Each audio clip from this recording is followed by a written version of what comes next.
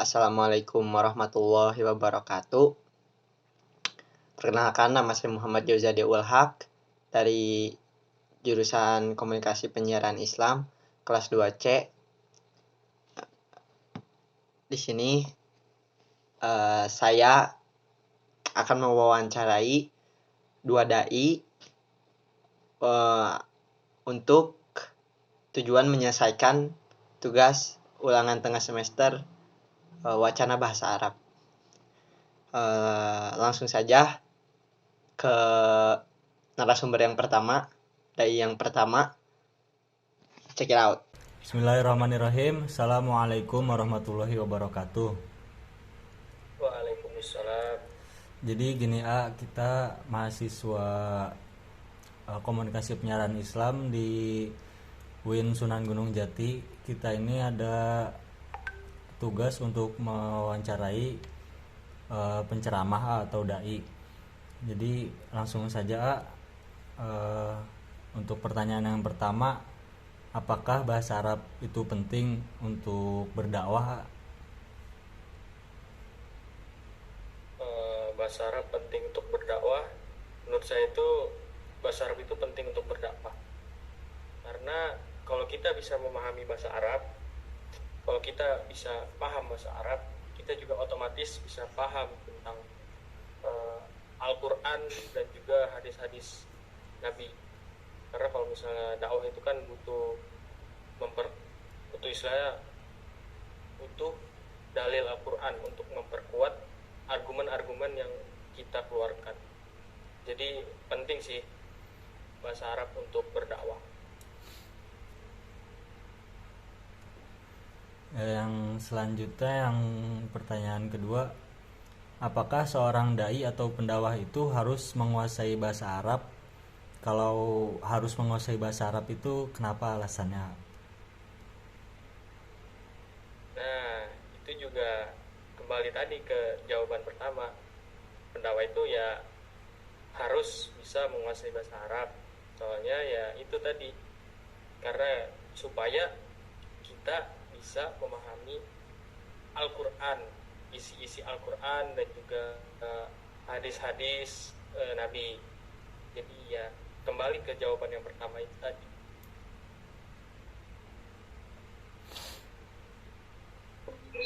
Oke, lanjut ke pertanyaan ketiga.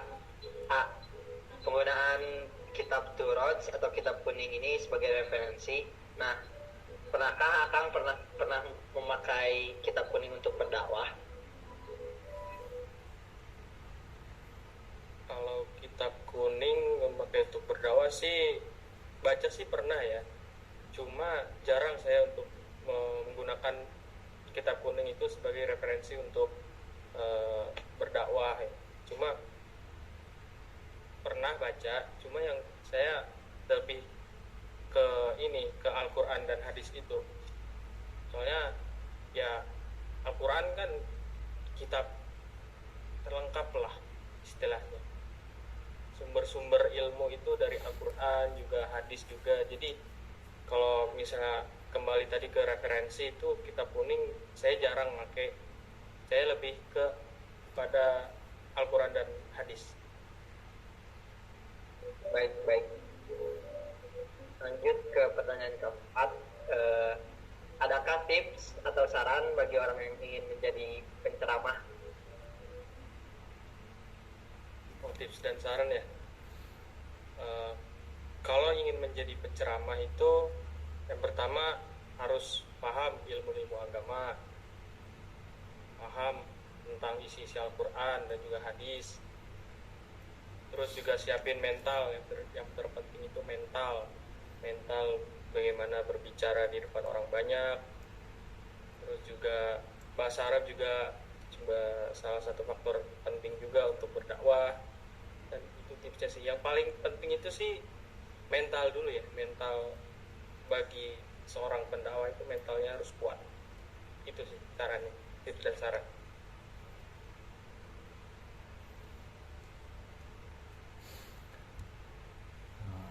Baik, mungkin itu saja yang dapat kita wawancarai ya. Semoga apa yang kita bicarakan ini menjadi baiklah insya Allah. Ya cukup, Amin amin. mungkin cukup sekian dari kami kurang lebihnya mohon maaf. Wassalamualaikum warahmatullahi wabarakatuh. Waalaikumsalam. Makasih Iya sama-sama. Ya, tadi adalah narasumber yang pertama atau dai yang pertama. Lalu langsung yang lanjut ke yang kedua. Assalamualaikum warahmatullahi wabarakatuh. Perkenalkan nama saya Muhammad Farhan Al-Hayatami, jurusan Komunikasi dan Penyiaran Islam, kelas 2C, UIN Sunan Gunung Jati, Bandung. Dan ini satu lagi adalah teman saya. Saya Muhammad Jazade Ulhaq dari jurusan Komunikasi Penyiaran Islam juga. Jadi kebenaran kami berdua ini adalah mahasiswa dari Fakultas Dakwah dan Komunikasi.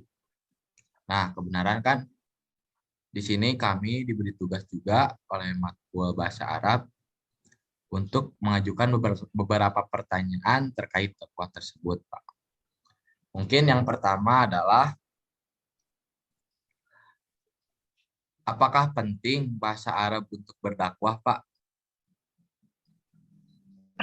Iya.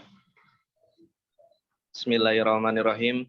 Untuk pertanyaan pertama, pertanyaan adalah seberapa pentingnya ya bagi seorang dai mungkin untuk menguasai bahasa Arab.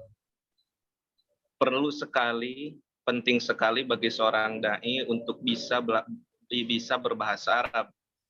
Dikarenakan seorang dai itu adalah orang yang mana membeberkan atau menjelaskan secara bahasa sederhana dari dalil-dalil nas yang berbahasa Arab. Sedangkan bahasa Arab itu ketika rubah baris saja, rubah bentuk kalimat saja itu sudah berbeda makna. Maka dari itu sangat penting sekali bagi seorang dai untuk menguasai bahasa Arab. Itu Pak Bas, ada pertanyaan. Mungkin pertanyaan selanjutnya akan dikedepankan oleh teman saya.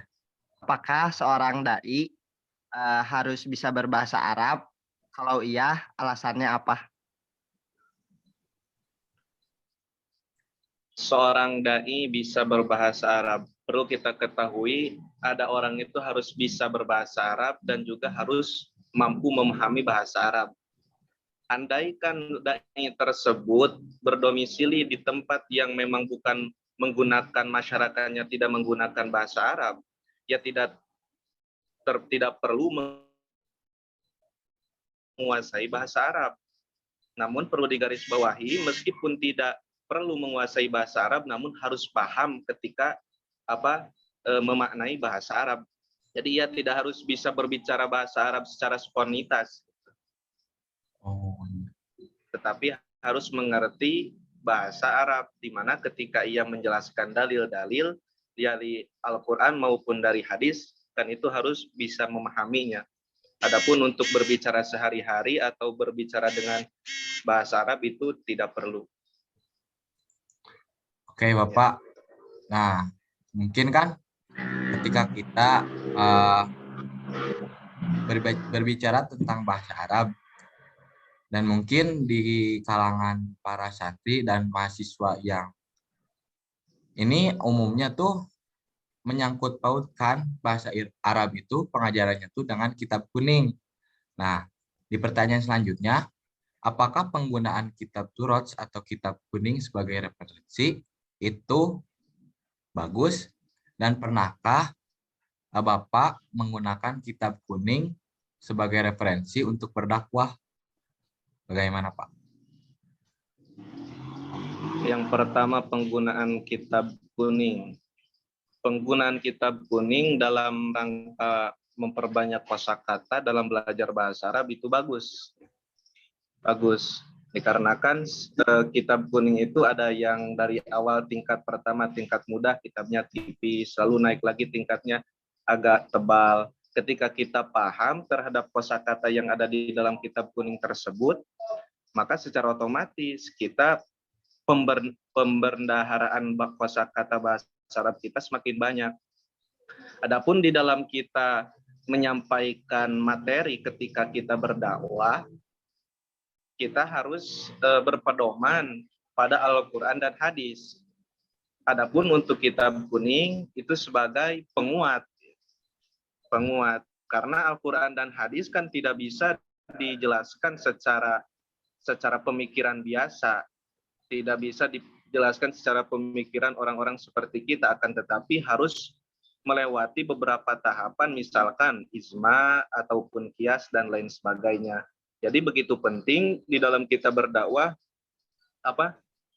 mengambil referensi daripada kitab kuning. Seperti itu, Mas Farhan.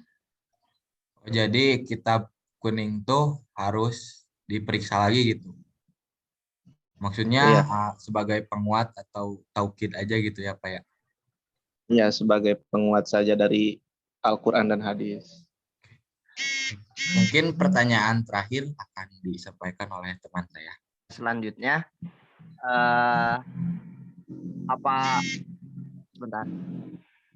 adakah tips bagi seseorang yang ingin menjadi dai, Pak? Tips untuk seseorang menjadi dai. Ya. Tips untuk seseorang menjadi dai. Sebenarnya dai itu ya bukan suatu pekerjaan, akan tetapi dai itu adalah ketika kita merasa prihatin dengan dunia di sekeliling kita yang penuh dengan kemungkaran, yang penuh dengan kesesatan, maka kita ajak sedikit-sedikit. Misalkan teman kita nih suka mabuk-mabukan, suka zina. Kalau kita secara bahasa kita bilang pada teman kita bahwasanya zina itu haram, mabuk itu haram, maka itu bukan seorang dai. Kan tetapi seorang dai adalah ketika kita melihat teman kita yang suka maksiat, itu diajak. Berarti bukan dimarahi, akan tetapi diajak. Tipsnya ya kita harus memperbaiki hubungan minimal dengan orang terdekat kita, teman kita, gitu. Karena seorang dai itu harus harus orang yang disegani, gitu, supaya tidak menimbulkan permasalahan-permasalahan yang lebih besar. Oh, Bapak, terima kasih. Mungkin ada pertanyaan tambahan dari teman saya. Atau cukup? Sudah. Cukup. Cukup. Terima kasih. Oke, Bapak, terima kasih. Mungkin karena telah mengganggu waktu ngabuburit Bapak dan istirahat Bapak. Semoga ilmu yang disampaikan dibahas oleh Allah Subhanahu wa taala. Amin. Baik, Bapak, saya ucapkan terima kasih atas ilmu yang telah disampaikan. Jazakallah khairan kasiron. Ya, terima kasih. Pamit saya dan teman saya pamit. Assalamualaikum warahmatullahi wabarakatuh. Waalaikumsalam warahmatullahi wabarakatuh.